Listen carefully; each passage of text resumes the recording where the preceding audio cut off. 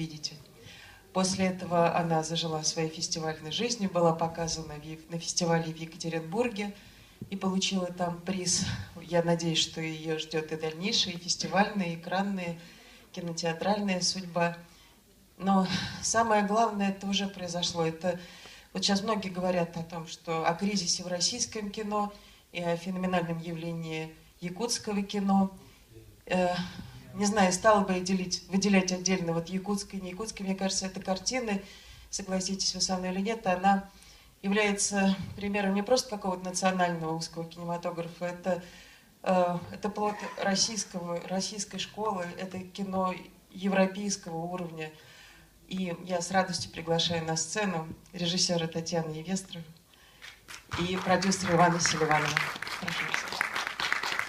Здравствуйте. В первую очередь хотим поблагодарить форум, а именно Рустама Ибрагимбекова за предоставленную возможность участвовать в замечательном форуме, познакомиться с замечательными людьми.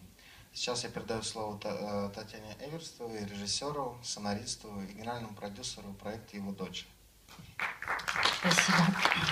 Добрый вечер, дорогие друзья, коллеги.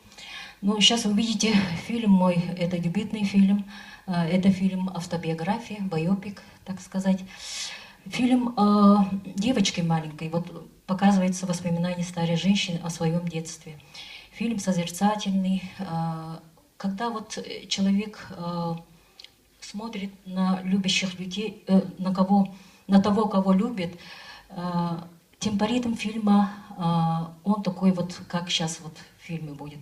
Поэтому прошу настроиться на ритм фильма и приятного просмотра. Спасибо. Приятного просмотра.